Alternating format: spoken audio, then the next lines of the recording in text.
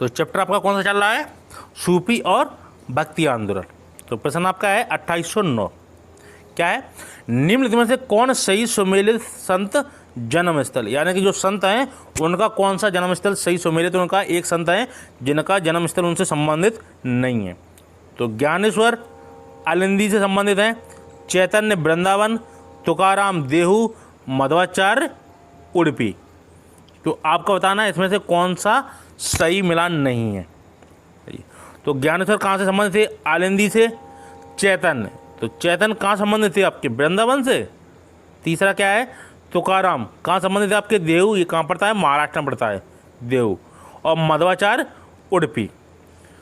तो चैतन्य आपके कहाँ संबंधित थे? तो चैतन्य थे आपके पश्चिम बंगाल में। पश्चिम बंगाल में वो पड़ता है जिला कौन सा? नदिया जिला। तो चैतन्य वहाँ से संबंधित थे। कहाँ से? नदिया जिले से। कहाँ है ये? पश्चिम बंगाल में। तो आपका बी सही नहीं है, यानी कि जो मिलान आपका बिल्कुल सही नहीं है। कौन सा? बी।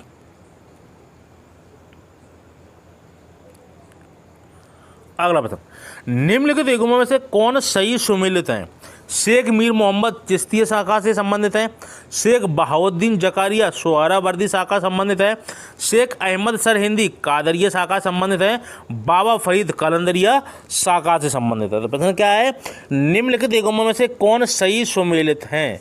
तो आपको बताना है इसमें से कौन सही सुमेलित है। तो सही सुमेलित है आपके बी। कौन? शेख बहाउद्दीन जकारिया किससे संबंधित है आपके? सोहरावर्दी शाखा से। तो शेख बहाउद्दीन जकारिया सोहरावर्दी शाखा से संबंधित है और बाकी तीन सब संबंधित नहीं है। तो आपका 20वां ऑप्शन सही है।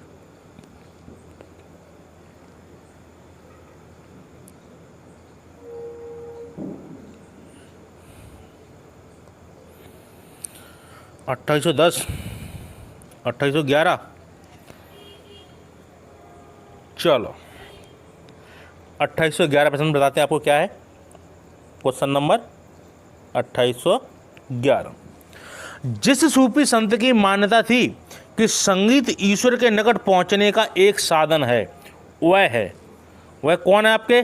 बाबा फरीद, मोइनुद्दीन चिश्ती, सैयद मोहम्मद गेसुदराज, शाह आलम बुखारी। तो आपको बताना है इसमें से कौन सा सही है। तो प्रश्न आपका क्या था 2811? जिस सूफी संत की मान्यता थी, किस सूफी संत की मान्यता थी कि संगीत ईश्वर के निकट पहुंचने का एक साधन है, तो वह किसकी मान्यता थी? वही थी मोइनुद्दीन चिश्ती की। मोइनुद्दीन चिश्ती की। तो मोइनुद्दीन चिश्ती क्या मानते थे कि संगीत वह एक यह साधन है जो ईश्वर के निकट पहुंचने में मदद कर सकता है। कौन? संगीत। कौन मानते थे? मोइनुद्दीन चिश्ती। तो ये आपका 2811 का प्रश्न था जो कि इसमें से नहीं शॉर्ट ले पाए। अगला प्रश्न 2812, निम्नलिखित सूफी संतों में से कौन एक सर्वप्रथम अजमेर में बस गए थे? शेख कुतुबुद्दीन बख्तियार काकी, शेख मोइनुद्दीन चिश्ती, शेख निजामुद्दीन औलिया, शेख कलीम चिश्ती। तो प्रश्न क्या है? सूफी संतों में से कौन एक सर्वप्रथम अजमेर में बस गए थे? तो अजमेर में कौन बस गए थे? वह थे आपके बी, शेख मोइनुद्दीन चिश्ती। इन्होंने कौन सा संप्रदाय चलाया था भारत में? चिश्ती संप्रदाय। ठीक है जी। तो इनकी दरगाह है अजमेर में, वो आज एक प्रसिद्ध तीर्थ स्थल है। कौन? अजमेर की दरगाह। विदेशों से, देश से काफ़ी संख्या में लोग वहाँ पे पहुँचते हैं। तो वह कौन सा संत था जो अजमेर में बस गया था? शेख मोइनुद्दीन चिश्ती। अगला प्रश्न, निम्नलिखित में से कौन सूफीवाद की चिश्तिया शाखा का संस्थापक था? शेख जियाउद्दीन अबुलजीबी, शेख मुहीदुद्दीन, ख्वाजा अबू अब्दाल, ख्वाजा बहाउद्दीन। तो प्रश्न क्या है? निम्नलिखित में से कौन सूफीवाद की चिश्तिया शाखा का संस्थापक था? तो चिश्तिया संप्रदाय का संपादक कौन था? वह थे आपके शेख मोइनुद्दीन, यानी शेख मुहीउद्दीन। ठीक है, जो चिश्तिया शाखा संस्थापक थे कौन थे? शेख मुहीउद्दीन।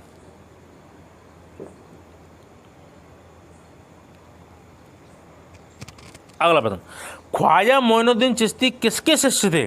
शाही वलीउल्लाह के, ख्वाजा अब्दाल चिश्ती के, मीर दर्द के, या ख्वाजा उस्मान हारूनी के? तो प्रश्न क्या है? ख्वाजा मोइनुद्दीन चिश्ती किसके शिष्य थे? तो ख्वाजा मोइनुद्दीन चिश्ती शिष्य थे किसके? ख्वाजा उस्मान हारूनी के।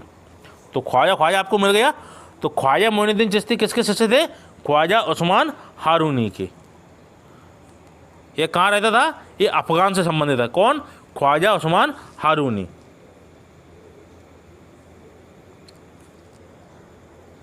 अगला प्रश्न, ख्वाजा मोइनुद्दीन चिश्ती शिष्य थे किसके? ख्वाजा अबू यूसुफ के, अब्दुल कादिर जीलानी के, ख्वाजा उस्मान हारूनी के, ख्वाजा महदूद के। तो इसमें तो काफ़ी ख्वाजा आ गए, ठीक है। तो इसमें से कौन थे आपके? ख्वाजा मोइनुद्दीन चिश्ती किसके शिष्य थे? वह थे ख्वाजा उस्मान हारूनी के, है ना। तो एग्जाम वाला काफ़ी चतुर होता है ना। तो लोग जल्दी मिलान कर ले, इसलिए वो क्या है, एक ही नाम के काफ़ी नाम मिलते जुलते दे देता है। तो ख्वाजा मोइनुद्दीन चिश्ती किसके शिष्य थे? ख्वाजा उस्मान हारूनी के।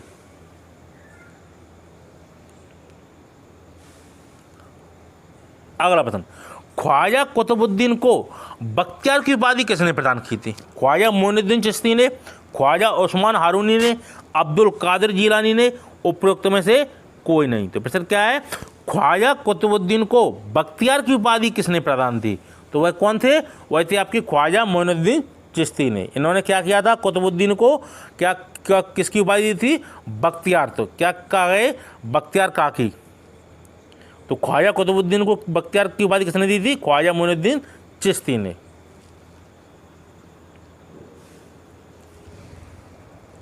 अगला प्रश्न, सूफी संत ख्वाजा मोइनुद्दीन चिश्ती किसके शासनकाल में राजस्थान आए थे? राणा सांगा, राणा प्रताप सिंह, राणा कुंभा, पृथ्वीराज चौहान। तो प्रश्न क्या है? सूफी संत ख्वाजा मोइनुद्दीन चिश्ती किसके शासनकाल में राजस्थान आए थे? तब किसका शासनकाल था? तब आपका शासनकाल था किसका? पृथ्वीराज चौहान के। तो किसके साथ आए थे? ये आए थे आपके मोहम्मद गौरी के साथ। कौन?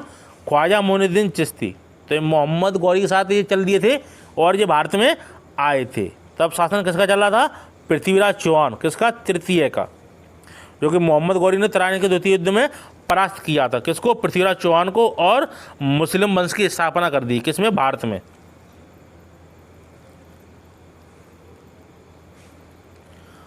अगला प्रश्न, भारत में चिश्तिया सिलसिले की स्थापना किसने की थी? फरीद ने, सलीम चिश्ती ने, मोइनुद्दीन चिश्ती ने, उपरोक्त में कोई नहीं। तो प्रश्न क्या है आपका? भारत में चिश्तिया सिलसिले की स्थापना किसने की थी? मोइनुद्दीन चिश्ती ने। तो ये सूफीवाद में तो सबसे इम्पोर्टेंट प्रश्न है कि भारत में चिश्ती संप्रदाय की स्थापना किसने की थी।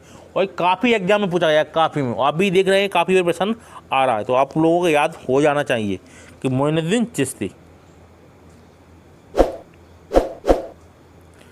अगला प्रश्न, भारत में चिश्तिया संप्रदाय का प्रथम सूफी संत था हमीउद्दीन नागौरी, शेख मोइनुद्दीन चिश्ती, कुतुबुद्दीन बख्तियार काकी, निजामुद्दीन औलिया। तो प्रश्न आपका क्या है? भारत में चिश्तिया संप्रदाय का प्रथम सूफी संत था, या प्रथम बोलो, या उनको किसने धर्म चलाया, वो है, ठीक है। तो वो कौन थे? शेख मोइनुद्दीन चिश्ती। तो प्रथम सूफी संत कौन थे? शेख मोइनुद्दीन चिश्ती। अगला प्रश्न, भारत में चिश्तिया सूफी मत को स्थापित किया किसने? ख्वाजा मोइनुद्दीन ने, ख्वाजा बदरुद्दीन ने, शेख अहमद सर ने, शेख बहाउद्दीन जकारिया ने। प्रश्न क्या है? भारत में चिश्तिया सूफी मत का स्थापित किसने किया था? ख्वाजा मोइनुद्दीन ने।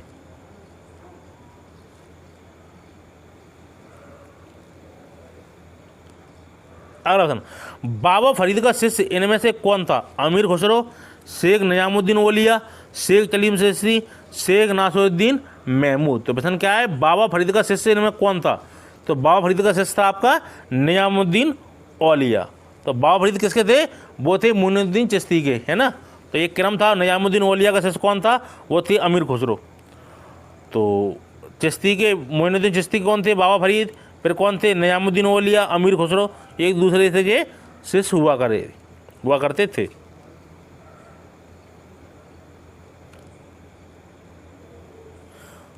अगला प्रश्न, शेख फरीद का सर्वाधिक ख्यातिलब्ध शिष्य जिसने दिल्ली के 7 सुल्तानों का शासन देखा, वह कौन था?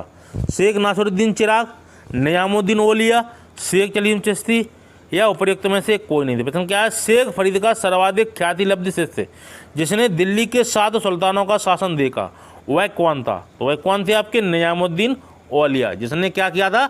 7 राजाओं का सल्तनत काल इन्होंने देखा था। तो इनके समय में कितने राजाओं का काल देखा था? 7 राजाओं का शासन देखा था। किसने? निजामुद्दीन औलिया ने।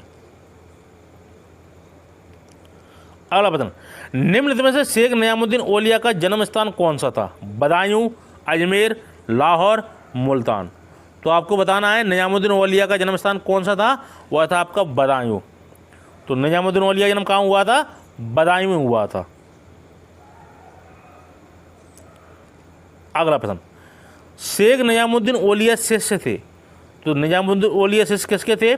ख्वाजा मुइनुद्दीन चिश्ती के, शेख अलाउद्दीन साबिर के, बाबा फरीद के, शेख अहमद सरहिंदी के। तो शेख निजामुद्दीन औलिया किसके शिष्य थे? वह थे आपके बाबा फरीद के। तो निजामुद्दीन औलिया बाबा फरीद के शिष्य थे।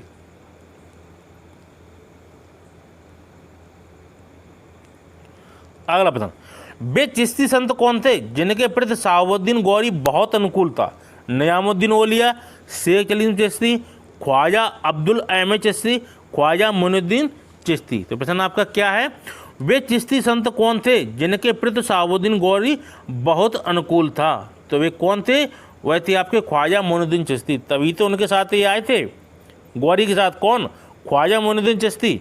तो इसलिए गौरी उनको क्या मानता था? काफ़ी अपने विचार के समकालीन मानता था। किनको? ख्वाजा मुइनुद्दीन चिश्ती को। और उनसे काफ़ी संबंध भी उनके निकट का था। अगला प्रश्न, निजामुद्दीन औलिया और नसीरुद्दीन चिराग थे चिश्ती संत, सोहरावर्दी संत, नक्शबंदी संत, सिलसिला। तो प्रश्न क्या है? निजामुद्दीन औलिया और नसीरुद्दीन चिराग थे, वो कौन थे? तो वो थे आपके चिश्ती संत। तो निजामुद्दीन औलिया और नासिरुद्दीन चिराग ये कौन थे? चिश्ती संप्रदाय से संबंधित थे। अगला प्रश्न, निजामुद्दीन औलिया के उत्तराधिकारी कौन संत थे? शेख नासिरुद्दीन चिराग देहली, शेख फरीद, शेख सलीम चिश्ती, उपरोक्त में से कोई नहीं। तो आपको बताना है कि निजामुद्दीन औलिया के उत्तराधिकारी संत कौन थे। तो आप सभी को मालूम चल गया होगा कि शेख सलीम चिश्ती तो कौन थे? इनसे पहले के थे, ठीक है। फिर शेख फरीद के शिष्य कौन थे? बाबा फरीद के। तो शेख निजामुद्दीन औलिया थे। तो बचा कौन? ए, शेख नासिरुद्दीन चिराग ए देहली। तो निजामुद्दीन औलिया के उत्तराधिकारी संत कौन थे? वो थे आपके शेख नासिरुद्दीन चिराग ए देहली। तो ऑप्शन नंबर है आपका ए। ये दोनों उनसे पहले के हैं, बी और सी। अगला प्रश्न, निम्नलिखित में से किस सूफी संत ने योगिक क्रिया को अपनाया और सिद्ध कहलाए? सलीम चिश्ती, फरीद, निजामुद्दीन औलिया, है ना, या इनमें से कोई नहीं? तो प्रश्न आपका क्या है? निम्नलिखित में से किस सूफी संत ने योगिक क्रिया को अपनाया, यानी कि जो योग धर्म को अपनाया और उसे सिद्ध कहलाए? तो वे कौन थे? निजामुद्दीन औलिया। ये काफ़ी योग वगैरह करते थे, ये अपनी श्वास वगैरह पर नियंत्रण कर लेते थे। कौन? निजामुद्दीन औलिया। तो ये काफ़ी योग को ये महत्व प्रदान करते थे। तो निम्नलिखित में से किस सूफी संत ने योग क्रिया को अपनाया? तो वे कौन थे? निजामुद्दीन औलिया।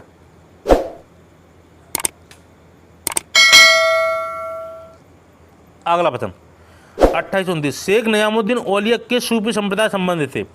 कादरी संप्रदाय, चिश्ती संप्रदाय, सोहरावर्दी संप्रदाय, सत्तारी संप्रदाय। तो प्रश्न क्या है? शेख निजामुद्दीन औलिया किस सूफी संप्रदाय से संबंधित थे? तो निजामुद्दीन औलिया किस संप्रदाय से? चिश्ती संप्रदाय से। तो 29 का है आपका बी। अगला प्रश्न आपका 2830, प्रश्न क्या है? निम्नलिखित में से किसने दिल्ली के 7 सुल्तानों का शासनकाल देखा था? शेख निजामुद्दीन औलिया, अमीर खुसरो, ख्वाजा मुइनुद्दीन चिश्ती, उपरोक्त में से कोई नहीं। प्रश्न क्या है? निम्नलिखित में से किसने दिल्ली के 7 सुल्तानों का शासनकाल देखा था? वे कौन थे आपके? शेख निजामुद्दीन औलिया थे।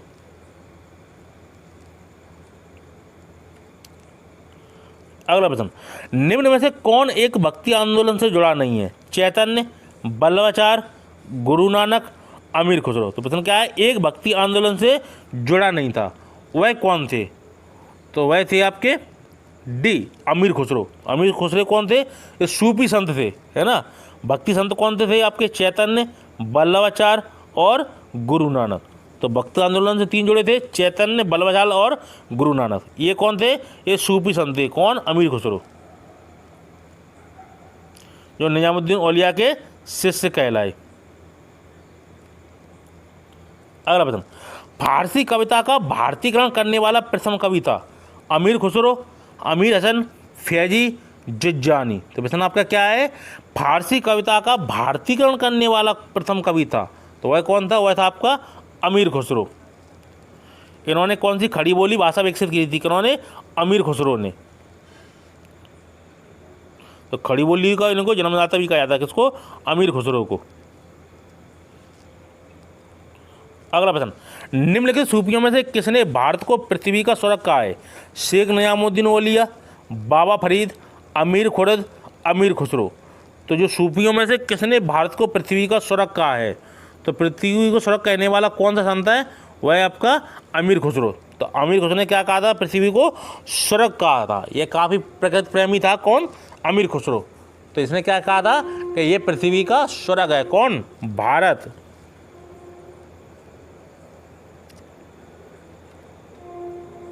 अगला प्रश्न, निम्नलिखित में से कौन से सूफी संत महबूब ए इलाही के नाम से जाने जाते थे? महबूब ए इलाही। तो महबूब इलाही कौन जाना जाता था? शेख निजामुद्दीन औलिया, शेख मोइनुद्दीन चिश्ती, बाबा फरीद, शेख नसीरुद्दीन चिरागे देहलवी। तो महबूब ए इलाही के नाम से जाने वाले संत थे आपके शेख निजामुद्दीन औलिया। इनको क्या कहा जाता था?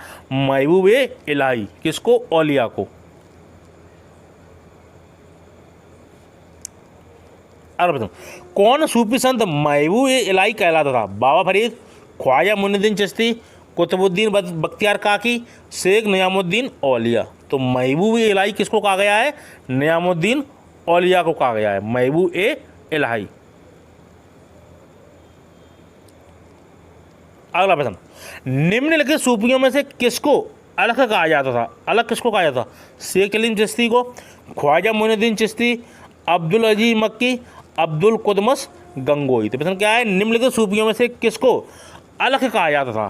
तो अलग किसको कहा जाता था? तो अलग कहा जाता था आपको अब्दुल कुद्दुस गंगोई। कुद्दुस गंगोई। तो निम्नलिखित सूफियों में से किसको अलग कहा जाता था? तो अलग किसको कहा जाता था? अब्दुल कुद्दुस गंगोई को। अगला प्रश्न 28 निम्न में से कौन चिश्ती सिलसिले से संबंध नहीं है? ख्वाजा कुतुबुद्दीन बख्तियार काकी, शेख मोइनुद्दीन, शेख निजामुद्दीन औलिया, शेख अब्दुल जिलानी। तो प्रश्न आपका क्या है? निम्न में से कौन चिश्ती सिलसिले से संबंधित नहीं था? तो वह नहीं था आपका कौन? शेख अब्दुल जिलानी। तो सबसे पहले कौन थे आपके? शेख मोइनुद्दीन चिश्ती, ठीक है।